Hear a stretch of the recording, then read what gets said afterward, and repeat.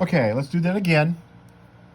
I want you to pause your video, get out your calculator or Desmos, and graph y equals sine x and y equals the sine of 2x. That is different than what we just graphed. We graphed 2 times the sine of 1x. Now I'm really graphing the sine of 2 times x. I'm multiplying the 2 before I take the sine. Graph both of those and take a look at them and see what the differences in the graphs are. Go ahead, pause the video and do that. Some of you are not pausing the video, I can tell. Okay, here's what I've got. Let's graph with Desmos. The basic graph is still the red graph. Y equals the sine of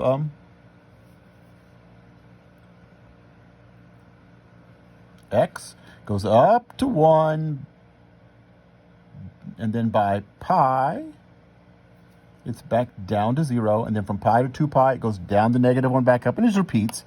You know that it's periodic. Every 2 pi, it repeats. Notice what happened when I multiplied by 2 and found the sine of 2x. Notice that it is still going up to 1 and down to -1. The amplitude is still 1 here. But notice what's happening when I say sine of 2x.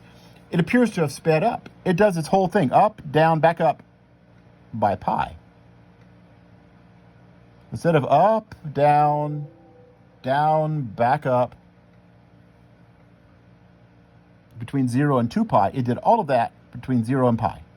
Like it's going twice as fast. The sine 2x is making that thing go twice as fast. And so the period has changed. How often does it repeat? Not every 2 pi, but from 0 up, down, back up, down, back up. Every pi it is repeating. The period has been cut in half. Let's see. What happens if I change that to sine of 3x?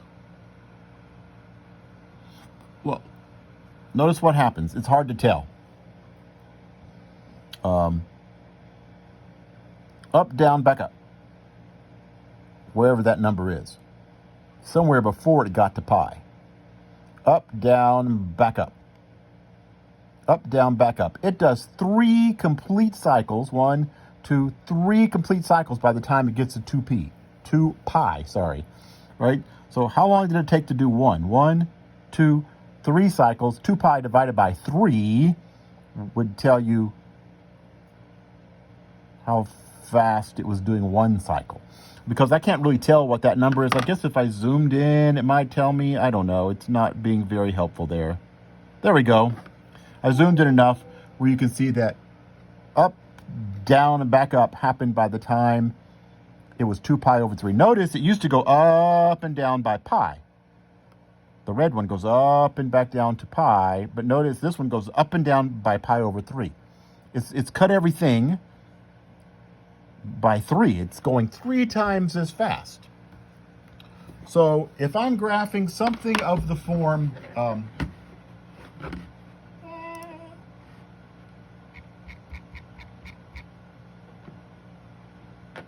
and I'm going to use the same notation as your textbook. It's kind of odd notation. What if I graph y equals the sine of, and they use the Greek letter omega, the sine of omega x, or correspondingly the cosine of omega x. The period will change.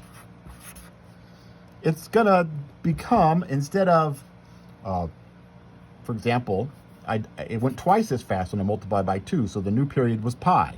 When I multiplied by 3, it went 3 times as fast. The new period was 2 pi over 3. The new period is 2 pi over omega.